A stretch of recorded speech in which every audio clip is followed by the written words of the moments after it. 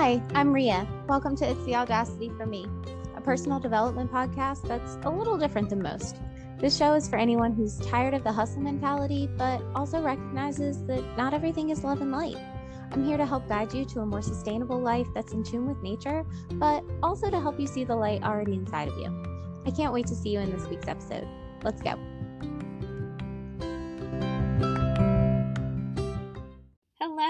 Hello, and welcome back to It's the Audacity for Me. Happy spooky season! We had the autumnal equinox a few weeks ago, and we've officially entered the season of coziness.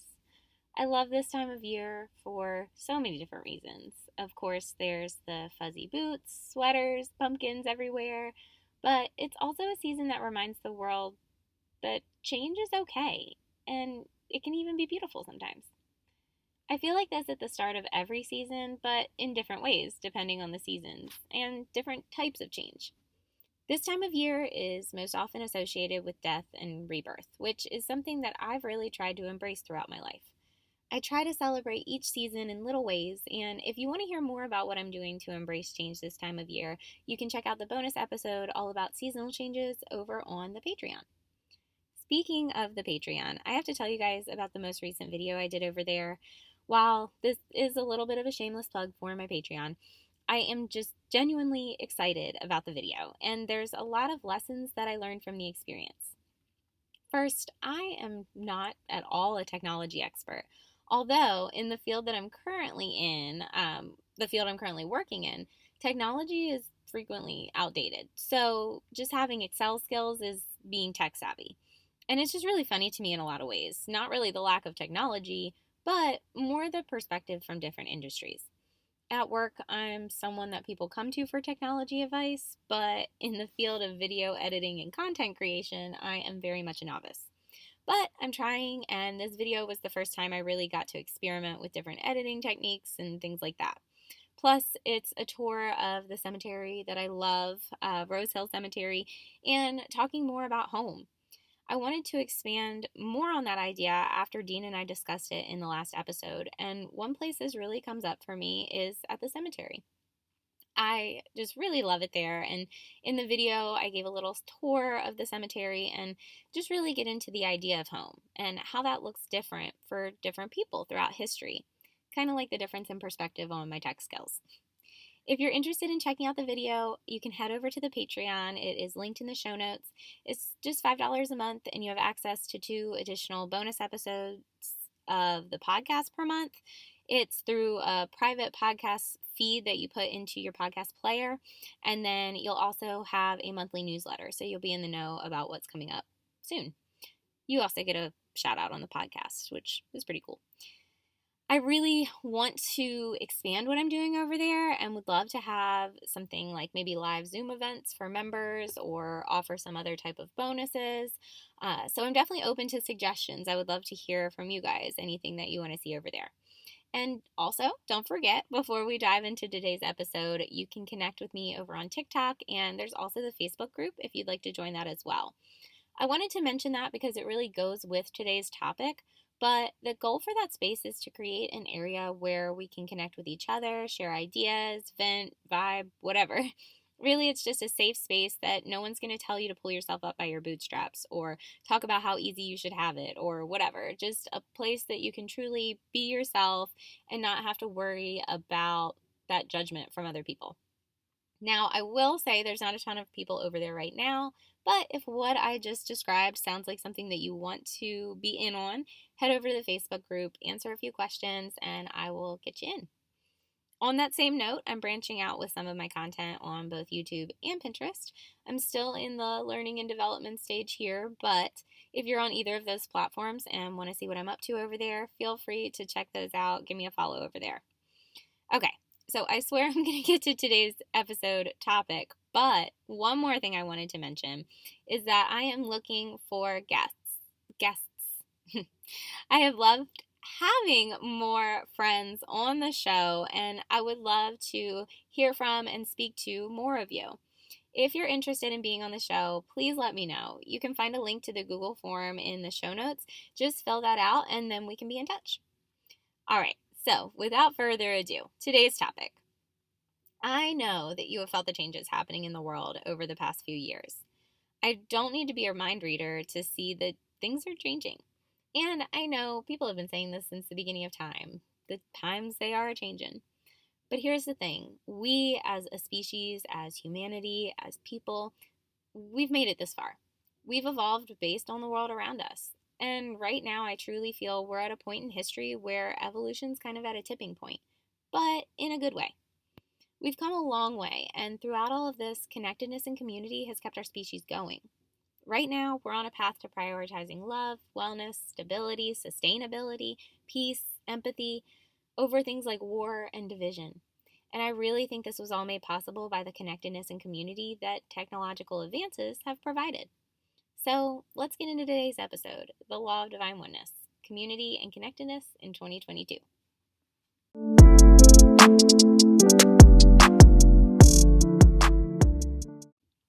I feel like over time, if people are looking at like apocalyptic stuff or like end of the world stuff, they're always referencing the fall of the Roman Empire.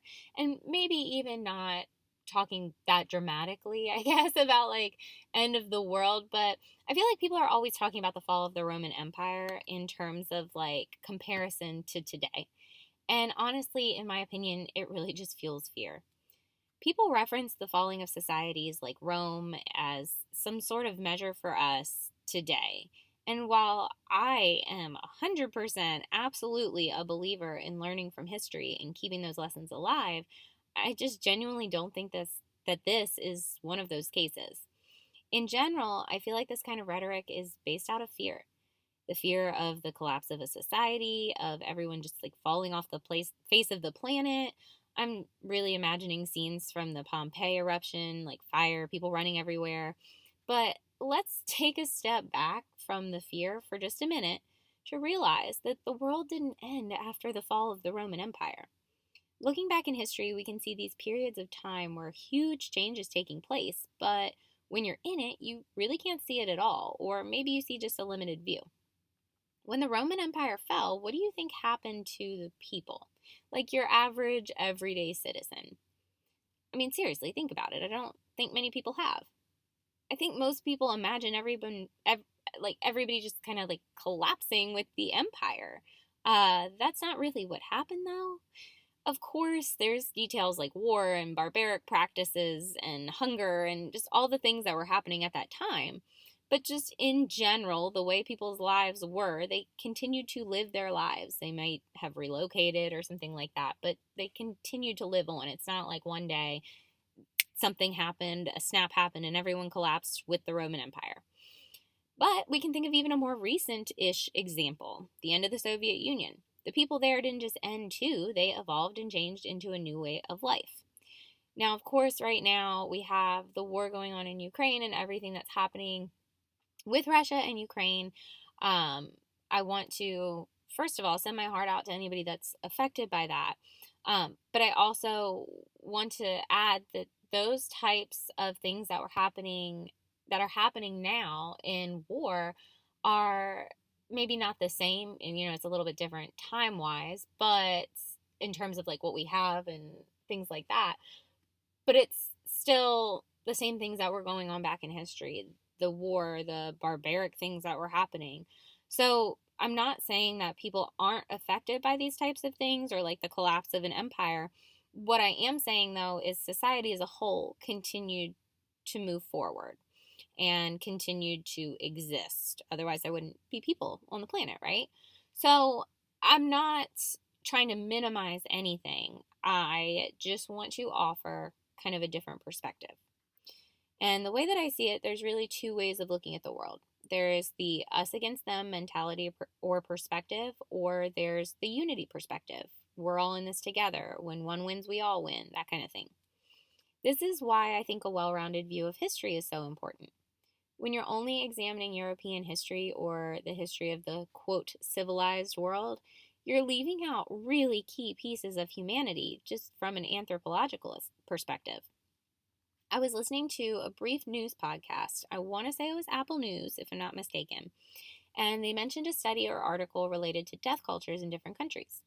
I was really fascinated by this because it isn't just about people's traditions or their emotions around death. It actually impacts death statistics for the countries. So they gave the example of Japan, comparing it to the US. In the US, old age isn't a leading cause of death. However, in Japan, I believe it was like the number 3 cause of death. So, how is this possible? Are more people actually dying from old age in Japan? Well, no. It really goes back to death culture. In Japan, death is seen as a natural part of life. Therefore, doctors are less likely to seek aggressive treatments, and they're more in favor of a dignified, gentle approach. They are therefore more likely to list old age as the cause of death, compared to the US with more specific diagnoses such as heart failure or cancer. While this news piece was specific to death culture, the concepts and the implications are really much farther reaching. From a historical perspective, Europeans had more of a competitiveness compared to other cultures that valued community among tribes, villages, or towns. At the end of the day, this approach of conquer and consume led to the late stage capitalism we see today, and it broke down many of those tribal networks and systems. Of course, that's blatant in the US, but it's true for the rest of the world too. By failing to examine all of history and the cultures and societies throughout time, we're failing to see the mistakes, which means we're missing out on lessons. We, as a society, miss some of the valuable pieces of the natural world and the language of the universe and understanding of our authentic selves by failing to broaden our understanding and our perspective. So, that's what I'm constantly on a journey to do. It's one that probably will never be complete, but it's something that I genuinely love. And something that as a society, collectively, can raise us to a place without so many people who are suffering. Now, I want to talk more about the Law of Divine Oneness, what it is, what it means in general, and what it means for us as individuals. I also want to talk about how it can help you if you're trying to manifest and how this can help us collectively just as a whole. Also, if you're not into the spiritual stuff or like manifestation, that's totally fine. I would still encourage you to listen though, because I'm going to share some of the brain science that supports it, and I really want to come at it from more of a scientific perspective, kind of with a ground to stand on. I don't like to loosely say anything, I guess is the best way to put it. So hopefully that makes sense. But let's get into it. The Law of Divine Oneness.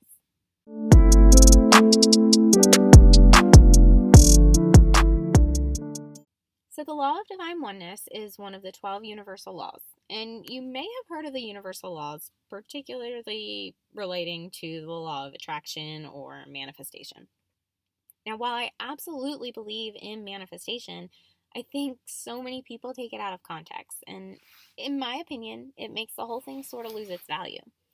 Not that the concept or energy ever loses value. It's more so that less people are inclined to believe in something when you have people sharing videos of them doing silly stuff to manifest without knowing the why behind it. If you're interested in manifestation and how you can use energy to manifest your dream life, I'm here to say that you absolutely can, but it has nothing to do with writing something down a certain number of times or doing a certain ritual. It's all about the energy and intention behind what you're doing. And that's why there's so many different methods out there, is because it can be anything. It's just about the intention and energy behind it. The reason I mention manifestation and the law of attraction is because it's kind of a trendy topic right now, but it's one that goes back centuries and has nothing to do with these silly little things you see on TikTok, I guess. And I'm not trying to say that people who are doing it are silly. I just think there's a lot of information that's shared without a lot of support behind it. So, without the context of the other laws, manifestation is nothing without the context of those laws that are surrounding it. So let's talk about the first law of the universe, the Law of Divine Oneness. It's one of the 12 laws, and it states that everything is connected. Some people look at this like the butterfly effect, something you can do impacting someone a world away without you ever knowing. But it's more than just individual people and their actions. It's the falling of an acorn for a squirrel to have a snack. It's the purchase you made from a small business that keeps their supplies coming in, that supports another small business. It's the connection of your drinking water to the vastness of our oceans. It's the fact that your body is made of the same percentage of water as our world. It's these little intricacies It's the little intricacies in the day-to-day and the vast cosmic wonderings that keep us up at night. It's everything and nothing. Everything seen and unseen shares a common thread, a collective consciousness, if you will. Now, I can totally understand if all of this got super philosophical super quick, but there's neuroscience to support it. And I just think it's really cool that we're able to see some of these spiritual concepts and principles play out in the actual physical realm. Studies of childhood trauma show that once one traumatic event takes place in a child's life, the more likely it will be that that child will continue to experience trauma or will experience additional trauma. The likelihood of future trauma increases with an increase in past trauma. Now, these two things don't have to necessarily be interconnected, but the vast majority of research shows a very likely correlation. Understanding the interconnectedness of things can help us look at things like childhood trauma from another perspective. As you may know, I work with children, teachers, families in my career within the public school system here in the U.S. Now, because I've done this research, like the neuroscience side of it and psychology side of it, but also the work in terms of on myself, I'm able to see things that really might not be as apparent to someone else. So I had a situation recently. I was working with a teacher on ways to approach a student that had some behavioral difficulties, as the strategies she was using just really weren't working very well. After observing, I quickly realized what her childhood must have been like. Now, I'm not going to get into specifics because that's not really the point, but it was really easy for me to identify this teacher's triggers based off of her emotional responses to what the child was doing. So, like I said, I'm not going to get into the nitty-gritty of it, but basically what I'm getting at is that if you're not understanding the interconnectedness of your past to your present to your future, and how all of the relationships, experiences, and moments of your life connect to your reality today, well, let's just say it might be helpful for you to really take the time to examine this. This is work that I've had to do for myself, and I'm not going to lie, it was hard, but it's been incredibly freeing, and it's never ending, and I don't mean that in a bad way. It's just something that I will continue to do because it has helped me understand the motivation behind my reactions, and it's helped me approach life with less reactivity because I've addressed the root cause and rewrote those stories in my brain. Another thing to consider is the community and connectedness surrounding the child or anyone who has experienced trauma for that matter. Neuroscience shows the measure of resilience in a person is directly related to the support and safety that they received from others, especially during childhood years. The number one way to fight the impacts of trauma, both in children and adults, is to create a safe and loving space for the individual to process that trauma. This is done through relationships and bonding and reforming neural connections that were previously formed during traumatic circumstances. A child may have learned, for example, that adult males are unsafe. But forming a connection with a safe, loving, supportive adult male could give the child's brain additional schema to rewrite their story, so to speak. That doesn't mean that the trauma didn't happen or that we sweep it under the rug. It means that the child doesn't have to base all of their future interactions on the impact of a traumatic experience. Connectedness and community are really the key to understanding who we are and our role in society. While it may sound like something that is more outward or externally focused, it too can be seen on the macro and micro scale. Next, I want to talk more about how we can apply this understanding in our own day-to-day lives and how we can use the law of divine oneness to connect deeper with ourselves and with others.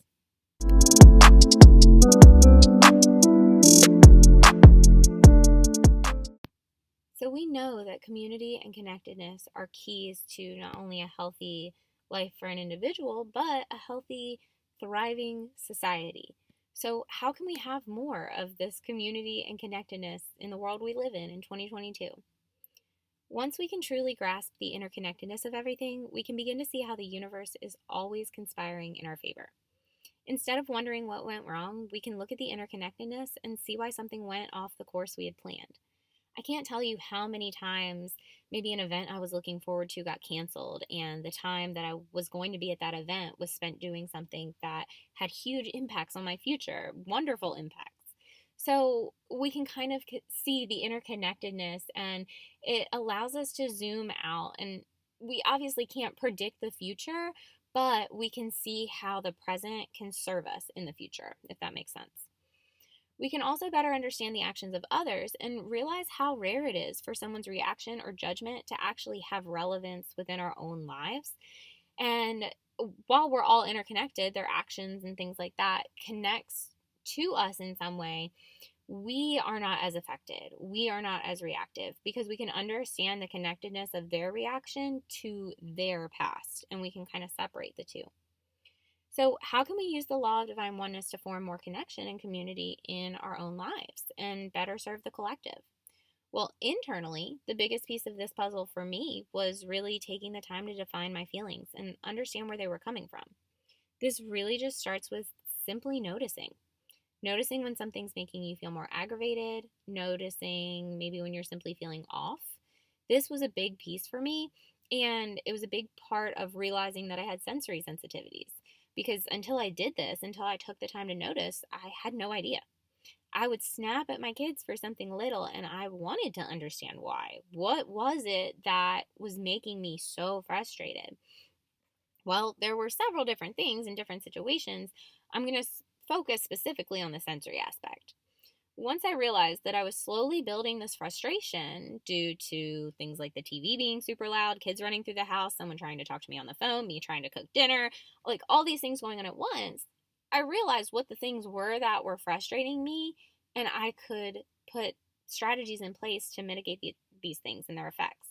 So I did things like putting max volume rules in place. We established rules in my house for house play and outside play. And most importantly, I talked to my kids about what I was going through. This was really helpful and pivotal for all of us because it helped them understand that my frustration was absolutely not their fault, just part of how my brain works.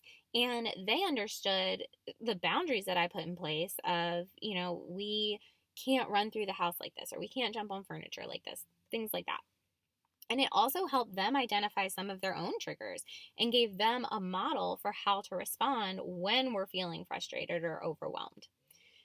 Since this realization, my house has been way more peaceful, productive, and just generally a better place to be. But it all started with intentionally deciding to do this work. And like I said before, this type of thing is never done. We're constantly a work in progress, and that's really okay. In an upcoming episode, I'm going to talk more about permanence and how the idea of permanence can kind of go both ways. There's two sides to that coin. So with that being said, I'm going to talk more about it in a future episode, but just to mention here that you're always in a flow. Nothing in nature ever just stops. Everything's a cycle or a flow or a rhythm, and we are like that too. Now, before you can rewrite the neural connections in your brain, you first have to understand what's going on and heal the trauma that caused those connections in the first place. At the end of the day, the better you know yourself, the more you're able to love yourself for who you truly are. This leads to more confidence, but it also leads to more audacity. Audacity to do the right thing, even when no one's watching, because it's not about anybody else. Audacity to trust yourself and know you're making the right decision, even if it goes against the grain. And the audacity to love others more and have more space for empathy and just more space within yourself to hold space for others. So, speaking of others, what can we do externally? What can we do for the collective, for our communities? Now that we've talked about internally, let's talk about some ways to incorporate more connectedness and community within your community. Of course, there's the Facebook group for this podcast, which is why I mentioned it earlier. It can give you a great starting place. And like I said earlier, there's not a whole lot of people in there, but honestly, I think about that as small, close-knit, and cozy. So that's fine. But this space was designed specifically to support you guys, provide support and community, and just a place where you can share your dreams and your ideas without judgment. I would also recommend looking into different resources and places locally within your actual community. Of course, technology is amazing and it's provided us with so many opportunities that we have never had before.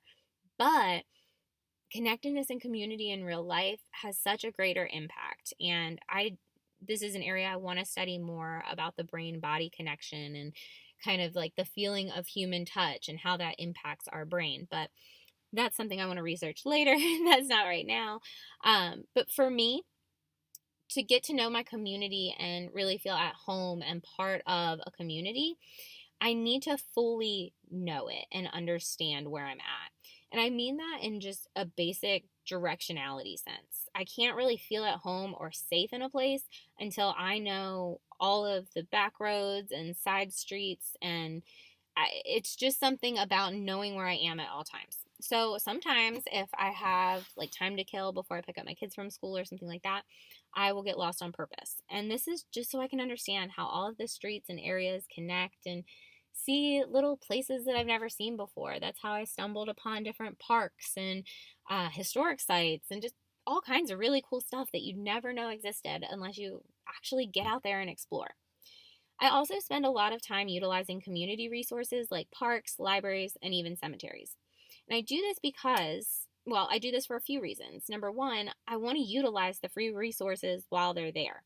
Because if a community sees that no one's using their library, there's no justification for continuing to employ the people that work there or continuing to order new books for the patrons.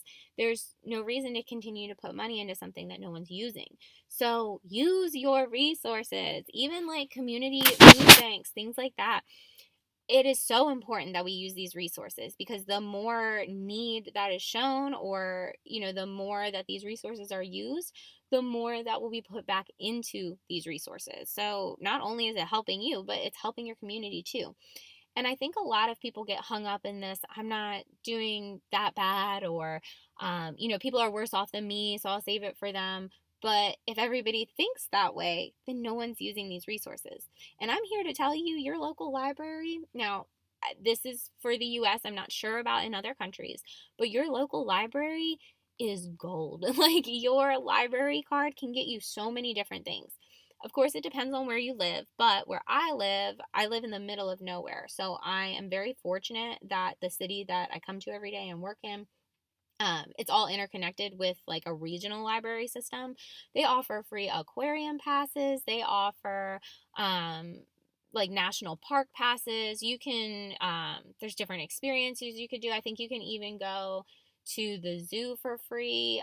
There's little kits that kids can take home for like STEM projects or STEAM projects. I mean, you can even rent movies and stuff. Like, there's no need for Redbox, even though I feel like that might be an outdated reference. But if you still have a DVD player and you want to utilize go to your local library.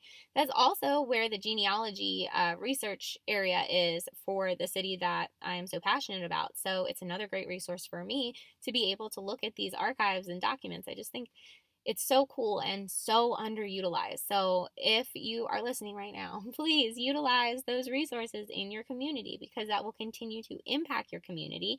And it is a good example of the interconnectedness. It's a wonderful example of how something that is helping you goes on to help your community. So that is just my public service announcement. Use your local resources. These places were designed long before technology, and while tech is amazing, it isn't everything. In the state of Georgia, they even send a little magazine sharing the events that are happening in the state each month. And if your state does something like that, or you have something in your local area like that, I don't have to subscribe to it, but if it's free, 10 out of 10 recommend subscribing to something like that, because if you have something like this, or even if you get on Facebook events, you can find some really cool stuff. I would highly recommend checking something like that out. How else would I have known about the witch float this city does every year? So I know you must be intrigued. I was. Apparently, everyone dresses up like witches and floats down the river in October. And I think that is super cool. This definitely sounds like the type of people I would love to hang out with and I would probably get along with. And another way to build community and connection in my own life. So check out what you have near you and find ways to explore where you live. I know, especially if you've grown up in an area, now this is a new place for me compared to where I grew up, so it's almost easier to justify exploring, but even when I was in my hometown in Maryland, I was constantly exploring because meeting new people, getting out, adventuring, that is how you build this just authentic life. It's how you find what you're interested in. It's how you find your people. And it's living true to what you want to do. It's saying to yourself, I deserve to take this time to explore. I'm a person worthy of having this time to myself instead of working 24/7 or whatever the case is. So those are just some things that were helpful for me. I really hope that you enjoyed today's episode. Please let me know what you thought by leaving a comment here if you're listening on YouTube, or let me know in the Facebook group if you hop on over there. I would love, love, love to hear your thoughts. Now, I do want to let you know in the next Patreon episode, I am going to be diving more into the 12 universal laws, kind of like I did today, how we can apply them in our own lives and communities, but into all of them, not just the Law of Divine Oneness. So if you want to hear more about the 12 universal laws, make sure you head over there so you can check out that episode that will come out next week. Thank you so, so much for listening. I hope you have the most beautiful of days. I'll see you next time, friends. Bye.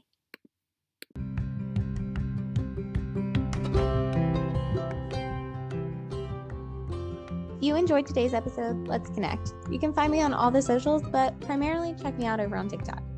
You can also look at the show notes for links from today's episodes to connect further and to support and unlock bonus content over on Patreon. I can't wait to connect with you soon. Bye.